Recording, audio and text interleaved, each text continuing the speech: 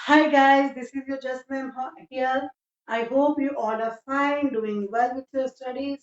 तो बच्चों ये तो हम सबको पता चल चुका है कि आपके बोर्ड का एग्जाम पैटर्न क्या रहने वाला है। 9 से 12 तक के बच्चों का टर्म वन एग्जाम आपके होंगे। बोर्ड ने ये भी क्लियर कर दिया है कि जो आपका टर्म वन का पेपर है वो किस तरह से रहेगा। 90 मिनट्स का पेपर होगा जिसमें आपके एमसीक्यूज होंगे, केस बेस्ड एमसीक्यूज होंगे और असर्शन रीजन टाइप क्वेश्चंस होंगे। तो बच्चों मैं आपको आज बताने वाली हूँ कि असर्शन रीजन टाइप के क्वेश्चंस को आपको केमिस्ट्री में कैसे सॉल्व करना है। ओके, और जनरली भी कैसे हमें सॉल्व करना होता है वो आप इस वीडियो से समझ सकेंगे, क्योंकि असर्शन और रीजन टाइप क्वेश्चंस में मिस्टेक होती है और 9th क्लास के जो बच्चे हैं वो पहली बार इस चीज को फेस करेंगे, तो हम समझ ही नहीं पाते हैं कि इस क्वेश्चन में करना क्या है, इसे कैसे जज करना है। तो बच्चे कंफ्यूज हो जाते हैं, वहां अपने मार्क्स लॉस कर देते हैं। तो बच्चों ये जो वीडियो है आपको बहुत हेल्प करने वाला है ये समझने के लिए कि assertion and reason type questions हम कैसे सॉल्व करें कि हमारी मिस्टेक ना हो। ठीक है, और हमें 1 मार्क हमारा पूरा मिले। बच्चों अगर आपने थरा स्टडी की है आपकी पढ़ाई की तो असर्शन एंड रीजन आपके लिए कोई मुश्किल क्वेश्चंस नहीं होने वाले हैं। ठीक है, आप आराम से ये क्वेश्चन सॉल्व करेंगे। अब होता क्या है बच्चों, ये जो क्वेश्चन है किस तरीके से पूछे जाते हैं आपसे। असर्शन और रीजन वाले जो क्वेश्चन होते हैं उनके ऑप्शंस आपको स्टार्टिंग में दे दिए जाते हैं। ठीक है, उनके जो ऑप्शंस हैं वो आपको स्टार्टिंग में क्वेश्चन से पहले दे दिए जाते हैं कि this is a question, this is A, this is B, this is C, this is D. जैसे फॉर एग्जांपल वो आपको दे देंगे क्वेश्चन नंबर 1 to 4 आर assertion and reason type questions.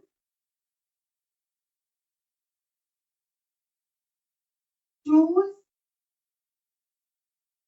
your answer from the options given below.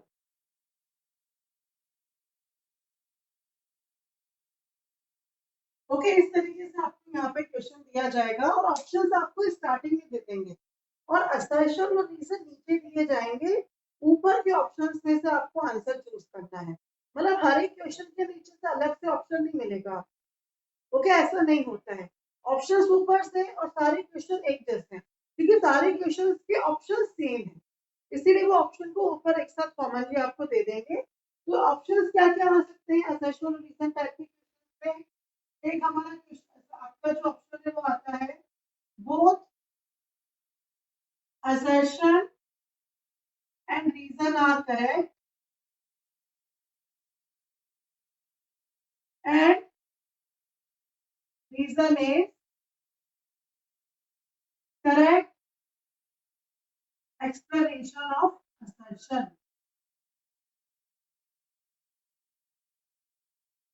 एक आपको इस तरह का ऑप्शन मिल सकता है बच्चों। assertion के लिए मैं ए यूज कर रही हूँ, रीजन के लिए आर हम यूज कर लेते हैं। ओके, तो बी ऑप्शन आपके पास क्या आ सकता है, both assertion and reason are correct but R is means reason is not the correct explanation of A, assertion। एक ऑप्शन आपका इस तरीके से आ सकता है assertion is correct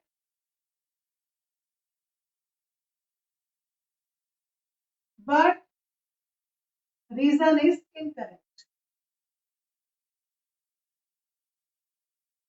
एक ऑप्शन आपका इस तरीके से आ सकता है assertion and reason both are incorrect।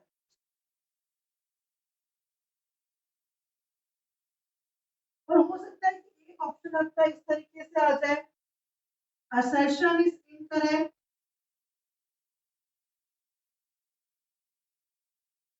but reason is correct।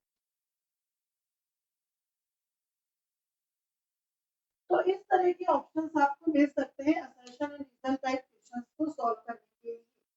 Okay, तो 5 में से 4 ऑप्शंस आपको वो पेपर में देंगे जो भी क्वेश्चंस के अकॉर्डिंग सुटेबल ऑप्शन होंगे वो आपको मिलेंगे, जिसमें से जो 2 स्टार्टिंग के ऑप्शन है वो तो आने ही आने हैं आपके। ओके, तो अब होता क्या है बेटा, असर्शन और रीजन में आपको क्या दिया जाएगा, असर्शन एंड रीजन टाइप जो क्वेश्चंस होते हैं, एक्चुअली उसमें आपको 2 स्टेटमेंट्स दिए जाएंगे। ठीक है, आपको आप ही के सिलेबस में से, आप ही के चैप्टर में से जो भी आपके टॉपिक्स असाइंड है टर्म 1 के लिए, उसी में से आपको 2 स्टेटमेंट दिए जाएंगे जो आपको ऐसा लगेगा कि वो एक दूसरे से रिलेट कर रहे हैं। ठीक है, तो 2 स्टेटमेंट आपको दिए थे। तो असर्शन को हम क्या कहेंगे, तथ्य। अगर हम हिंदी की बात करें तो असर्शन मतलब तथ्य, फैक्ट, कि मतलब हमको एक दिया जाएगा कि हाँ ऐसा होता है। रीजन मतलब उसका कारण, कि जो ऊपर वाले स्टेटमेंट में लिखा है उसका कारण क्या है। ठीक है, what is the reason for that particular phenomena. ठीक है, तो इस तरीके से आपको 2 स्टेटमेंट आपको दिए जाएंगे, उन्हें हमें अच्छे से ध्यान से पढ़ना है। आपको असर्शन रीजन में स्टेटमेंट्स को कम से कम 2 बार आपको क्लियर मतलब केयरफुली आपको उनको रीडिंग देनी है कि लिखा क्या गया है, आपसे क्या पूछा गया है। ओके, और फिर हमें उन्हें सॉल्व करना है। बहुत इजी, कोई परेशानी नहीं आने वाली है आपको अगर आपने स्टेटमेंट्स अच्छे से पढ़े और उन्हें अच्छे से एग्जामिन किया। जैसे मैं यहाँ पे एक एग्जांपल लूंगी, मैं बहुत सिंपल एग्जांपल ले रही हूँ जो एक 9th क्लास का बच्चा भी समझ सके, क्योंकि 9th क्लास के स्टूडेंट्स के लिए अभी ये सबसे नए तरह के क्वेश्चंस होंगे जो वो सॉल्व करेंगे असर्शन रीजन टाइम।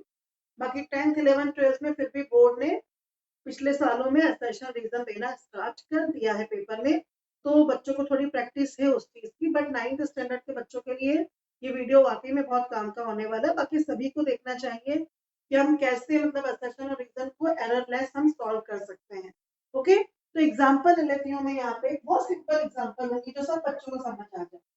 ठीक है, असर्शन और रीजन का we will take a very simple example जो हम सबने पढ़ा हो और सबको समझ में आ जाए। जैसे आपका एक असर्शन है, water, that is ice floats on water. Okay, आपको एक स्टेटमेंट दे दिया है जो एक असर्शन है कि आइस फ्लोट्स ऑन वाटर, और नीचे आप उसके रीजन में आपको जो स्टेटमेंट दिया जा रहा है वो दे रखा है, ice has air in space present between water molecules and has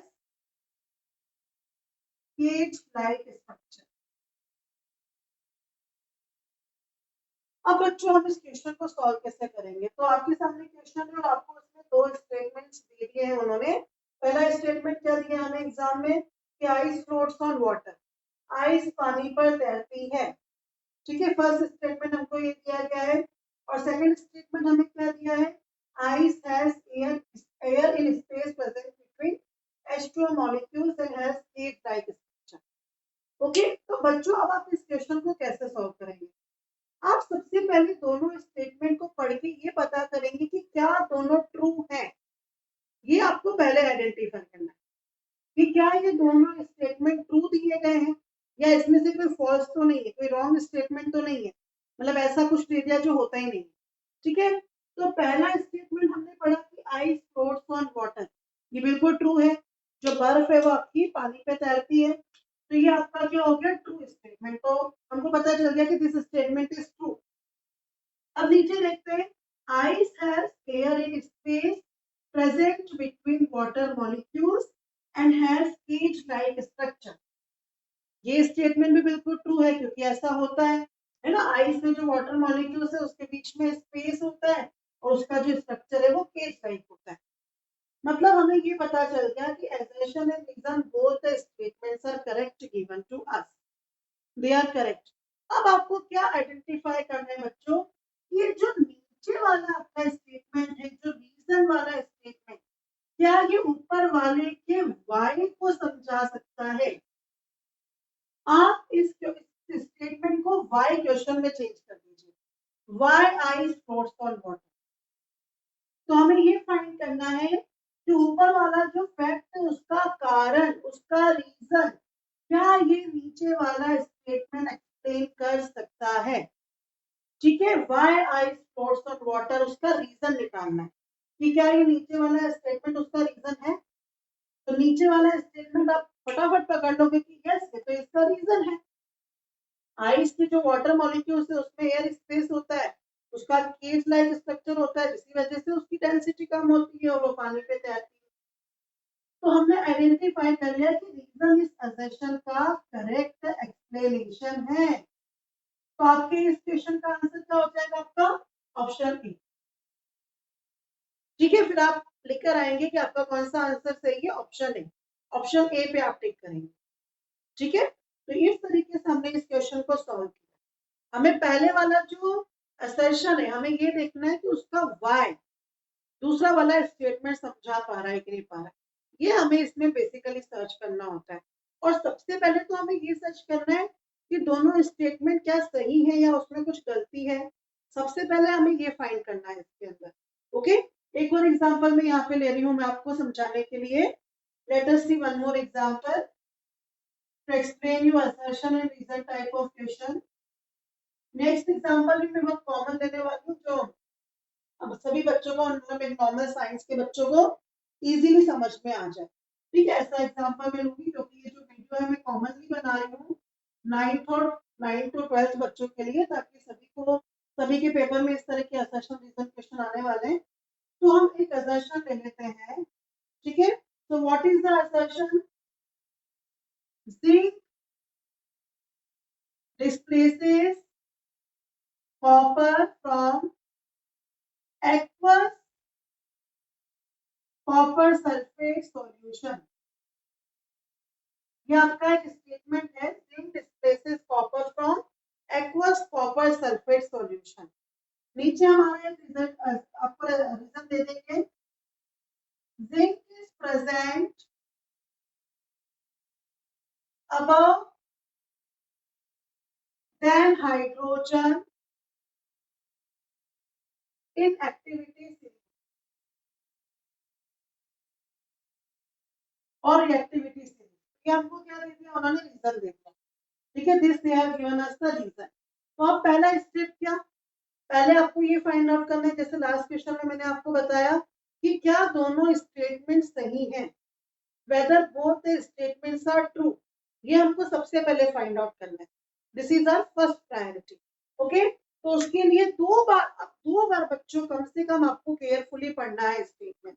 हमें मिस्टेक नहीं करनी है, क्योंकि 1 मार्क का अगर क्वेश्चन है आपका तो या तो 1 मार्क आएगा या पूरा 1 मार्क जाएगा। डिस्क्रिप्टिव क्वेश्चन तो है नहीं कि 3 नंबर का क्वेश्चन है, जरा सी कोई गलती हो गई तो 2 नंबर 2.5 नंबर आने के चांसेस हैं। या तो 1 मार्क आ रहा है या जा रहा है। ठीक है, फुल हमारे मार्क्स का यहाँ पे लॉस हो जाएगा।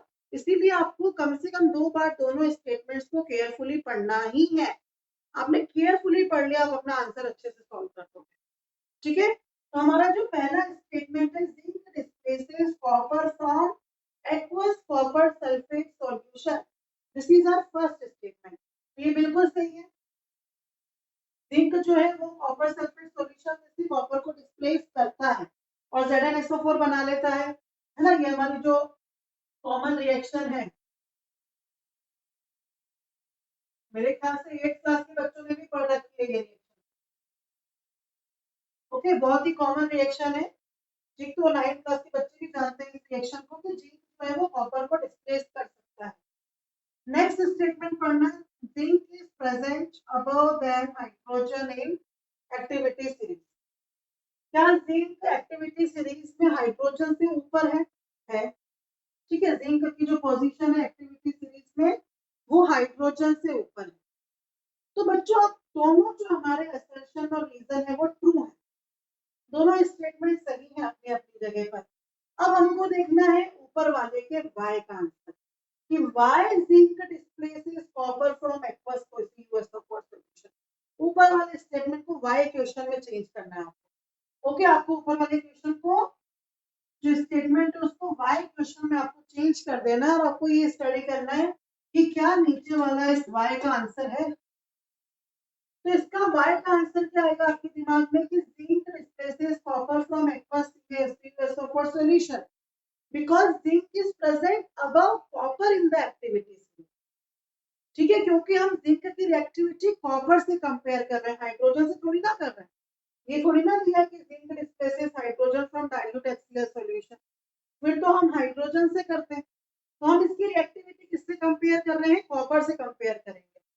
तो जो आपका रीजन है इस ऊपर वाले असर्शन को एक्सप्लेन सही से नहीं कर पा रहा, ठीक है, हालांकि वो एक अपने आप में ट्रू स्टेटमेंट है, अपने आप में that is a true statement, but वो ऊपर वाले का सही कारण नहीं, ऊपर वाले का रीजन नहीं है।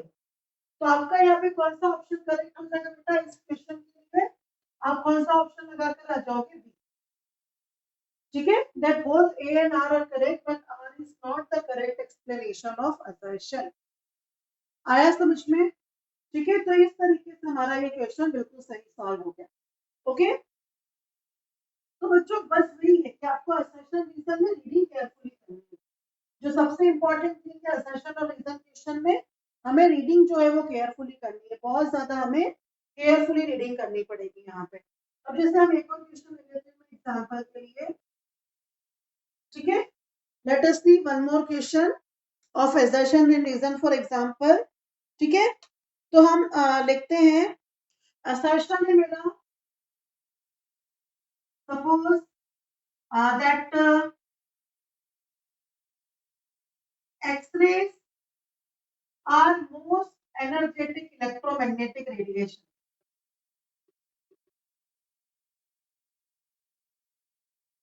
ये मैंने assertion लिख दिया आपका कि X-rays are most energetic electromagnetic radiation, ठीक है, और नीचे में इसका रीजन जो आंसर लिख दिया, ठीक, फ्रीक्वेंसी